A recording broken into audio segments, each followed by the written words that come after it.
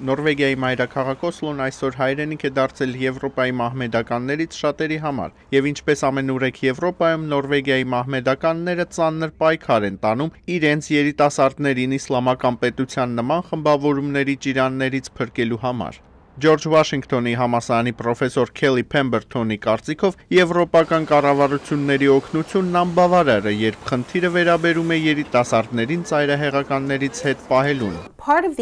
Ծայրահեղական գաղափարախոսությունների գրավչությունը մասամբ պայմանավորված է եվրոպական հասարակությունից այդ երիտասարդների մեկ կուսացված լինելով, ինչպես նաև խտրականությամբ, որին նրանցից շատերը հանդիպում են։ Եվրոպայում աճող տրամադրությունները հաշվի առնելով մասնագետը նույնիսկ կասկածում է, որ այդ երիտասարդները կստանան անհրաժեշտ աջակցություն եւ կունենան այլընտրանք այն ծայրահեղականությանը, որը իրենց հասանելի է համացանցում։ Անհամեմատ լավ է իրավիճակը Միացյալ Նահանգներում, որտեղ մահմեդական երեխաները ձուլվում են ամերիկյան հասարակության մեջ։ Օրինակ, Վիրջինիայում ապրող այս մահմեդական ընտանիքների երեխաները սովորում են վաճառել ամերիկյան ավանդական քաղցրավենիք, եկամուտը բարեգործական ծրագրերի ուղղելով։ Ամերիկյան փորձն այնքան տպավորիչ է, որ մի շարք կազմակերպություններ որոշել են կրկնօրինակել այն Եվրոպայում։ Նրանցից մեկն է Հյուսիսային Ամերիկայի իսլամական հասարակության գրասենյակի ղեկավար Սեյիդ Սիդը, որը համոզված է, թե Եվրոպայի մահմեդական համայնքները բազմաթիվ անելիքներ ունեն, հակառակ դեպքում